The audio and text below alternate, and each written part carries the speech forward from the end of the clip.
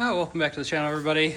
We are back on our 2004 325i. If you remember, we picked this one up from Copart. Winning bid was $425 with fees about $850 out the door, and I had some front end damage. So I apologize. I got kind of carried away and got this in here and started playing with it already. We still have our hood that's all smashed. I apologize for the glare. Just the angle of dangle of the sun is not making videoing very easy for me, but I pulled out the headlights. You can see the headlights all smashed here. The housing's all, gone. I didn't actually realize initially that these were aftermarket headlights. I should have by the chrome insert, because none of these cars had chrome inserts, but this one's actually totally toast. I think I found a set on eBay that we can put back in with the corners. Pieces of the grill, we'll have to order that as well. But you can see in here, obviously the radiator core support is pretty well debunked. I do have another one that we're going to use to pull it out, but everything above the bumper here is what got damaged, and there's not even scratches on the bumper cover, so this is in really nice shape. You can see back in here there's no damage. The frame rail is nice and straight on both sides, so we got no issues. It's just this upper core support is kind of pushed back. What's kind of interesting is not only do we have both inner fender liners right here and right here, but both temperature sensors are in place as well. This guy, he just popped out of his hole, but we'll put him back. On that, it's looking pretty good. Remember, our fan was also hitting, not turning with the motor, so that should hopefully all be taken care of when we pull this core support off. I think the next thing we do, let's go under, just take a quick peek, see what things look like. All right, I actually got our skid plate, aka party platter, down as well. There's a few broken bits from the accident. A little oily too, and you can see it's feeling right at home and oiling up my shop floor as well. So we'll have to figure out where that leak is coming from, but none of that is really important until we figure out everything that we need up front and make sure that the engine is still good. I mean, it ran fine, drove in here, so. All right, and our first look underneath here again is the fender liner. Perfect shape, both sides. No damage, no real damage to the bottom of the bumper, just some light scrapes. We do have a bit of a oil pan leak. We may or may not address that. Probably will, but I hate doing these oil pans. You get so gross. We'll probably have to take it out and pressure wash it first. All right. Looking up, obviously our fan shroud is displaced. Let's see. Ooh, that's not so good. I don't know if you guys can see.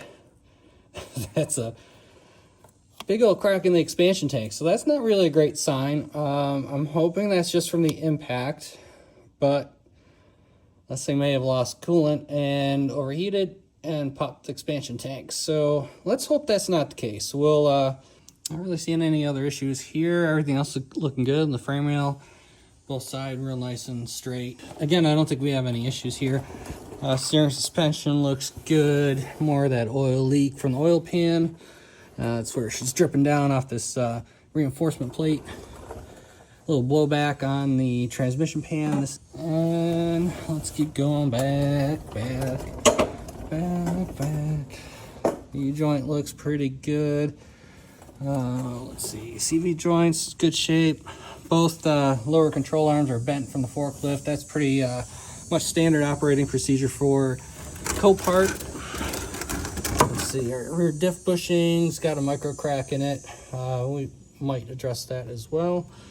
But again, we'll address the maintenance stuff once we know that this car is good to be saved. But other than that, I mean, this thing is really nice shape. It does have all the original struts and shop, but everything else looks good. So why don't we go back up front here and let's get that front bumper off. To get our bumper off, we're going to need to take a couple of these 8mm off from the bumper cover to the inner splash shield, 2 on each side. And then up in these holes are 2 E-Torx bolts that hold the bumper cover on, and this thing should just slide off. There's 1 on each side. Let's get this first one out. Stuff's dropping in my face. I probably should have my glasses on.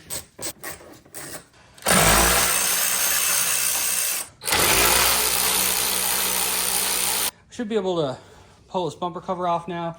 It's going to come with the crash bar. I've got to disconnect the fog lights and the horns as I start pulling it out. Alright, that fog light and that horn, this one, I'm just going to pop the bulb out, it's just easier. Alright, now we're off. Let's see what we've got here. Again, these things look absolutely perfect. I don't see any problems there. I think next up, we need to get this radiator core support out of the way. There's two 10s on top. Got two 13mm bumpers that go and hold a rad pack.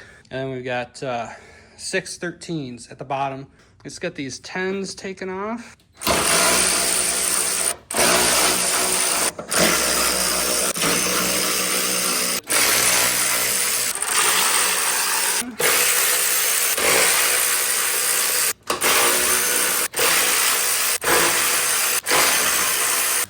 Hopefully this rad pack or the core support should just come off.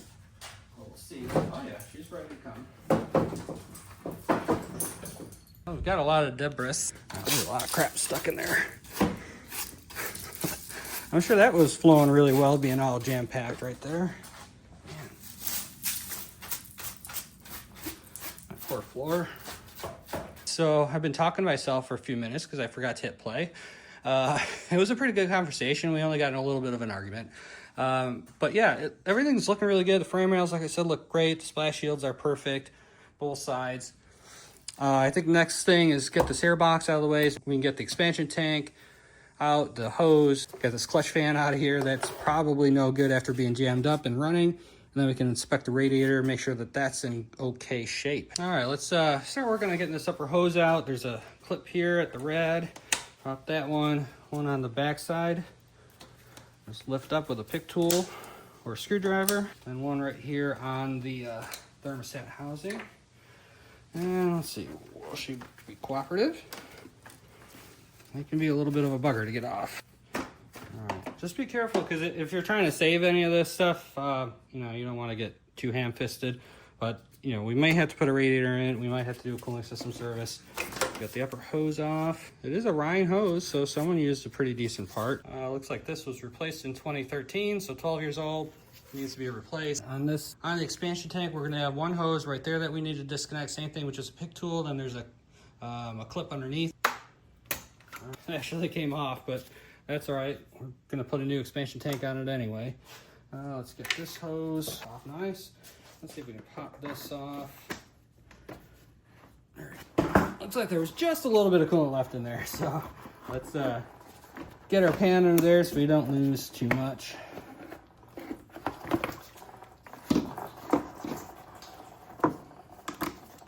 All right, here we got, yeah, just a little bit of cracks. I mean, it did rub on the pulleys, so that's probably the failure, and then it popped. Maybe got low. I don't know if you can see that in there. That's slime. That looks like a head gasket fix or coolant leak fix. That's not a good sign.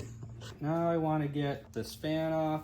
All right, so we're gonna use one tool to kind of lock onto these two nuts on the water pump. So this is, gonna be hard for you guys to see, I apologize, but this is a reverse thread. So righty loosey, lefty tighty.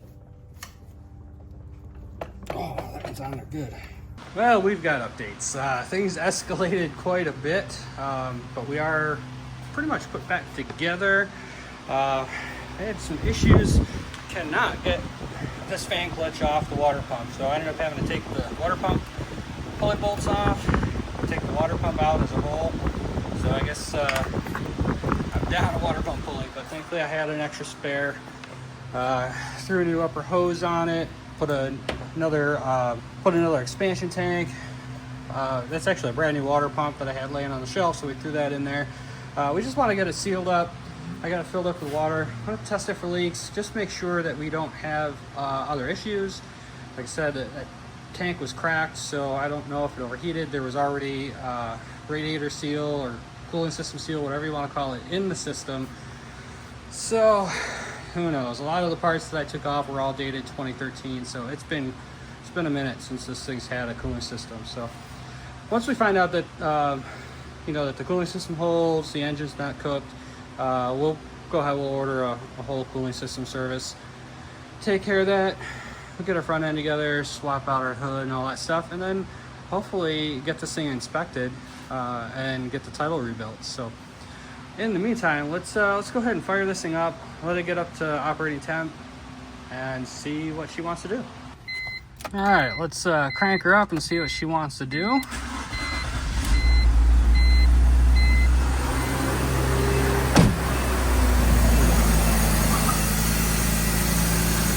Yeah, we've got lots of leaks. All right, let me shut her down, see what's leaking.